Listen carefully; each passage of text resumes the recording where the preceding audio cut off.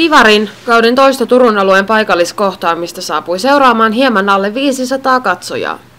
Paikalle saapuneista valtaosa edusti kotijoukkue Virmon kannattajia, kun monet FBC:n tukijat joutuivat jättäytymään pois leikistä lukuisten päällekkäisten seuratapahtumien vuoksi. Ottelun ennakkoasemat olivat jännittävät. Yllättäen sarjan kärkipaikoilla keikkuva Virmo pysyisi voitolla mukana taistelussa liigakarsintapaikoista, ja FBC sen sijaan kaipaisi kovasti pisteitä sarjapaikan varmistamiseen. Kauden aiempi kohtaaminen oli päättynyt Virmon selvään voittoon.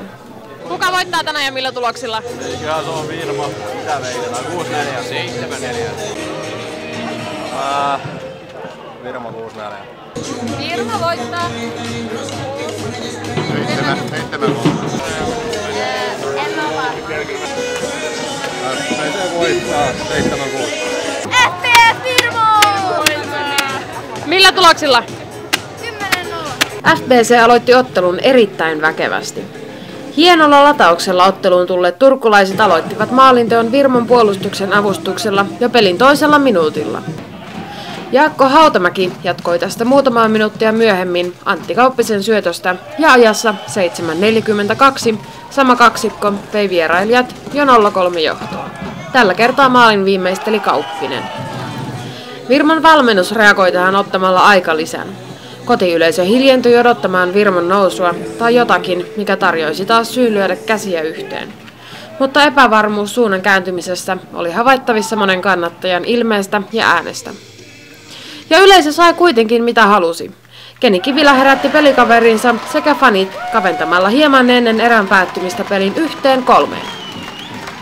Toisessa erässä ote siirtyi selvästi Virmolle.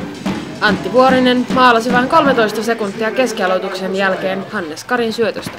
Kivilä tasoitti pelin upealla taistelukarvauksella, kun peliä oli pelattu täsmälleen puolet. Tästä vain 2 minuuttia myöhemmin hyvin toisensa kentällä löytäneet Kasper Kantonen ja Niko Vahtera järjestivät maalaisseuran ensimmäisen kerran johtoasemaan. Kantosen tarkalle ja matalalle sijoitukselle FBC:n maalilla hyviä torjuntoja muuten esittänyt Christian Del Castillo ei mahtanut mitään. Kaiken kaikkiaan pelistä muodostui varsin fyysinen. Tuomaripari Riimatainen Lähdesmäki sallivat reilun kontaktipelin ja molempien joukkueiden aktiivinen pelitapa pallollisena ja pallottomana toi kentälle todella paljon vauhtia. Heti kolmannen erän alussa Joni Kuusisto Juho Simolinin syötöstä toi vieraat uudelleen pelin mukaan FBC:n vaisun toisen erän jälkeen. Kantonen kuittasi tämän illan toisella osumallaan Vahteran toimiessa toistamisen syöttäjänä. Hieman myöhemmin Vahteran istuessa jäähyllä Simolin tasoitti maalitilit uudelleen ylivoimalla. Kolmannen erän lopun peliä hallitsi hienoisesti Virmo. Sinipaitojen iskiessä kuitenkin ajoittain vaarallisesti vastahyökkäyksistä. Kumpikaan ei enää kuitenkaan onnistunut maalinteossa, joten varsinaista peliaikaa seurasi 5 minuutin jatkoaika. Jatkoajan ensimmäisessä vaihdossa Joni Peltola katkoi hienosti syötön keskialueella ja eteni röyhkeästi omaan ratkaisuyritykseen.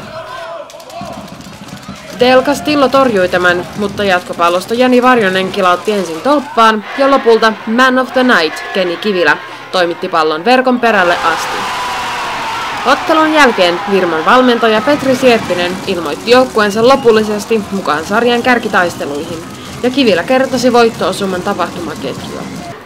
No tuossa maalin edustalla oli kaiken näköistä härdelliä, että pallo pomppisi, taisi olla Peltsillä yksi paikka siinä ja en muista ketä huit siinä oli ja sitten pallo oli siinä niin lähettyvillä, meinasi huitasta maaliin päin ja siellä se oli. FBC:n Joonas Suutala ja Juho Simolin näkyivät ratkaisun syntyneen yksittäisistä virheistä.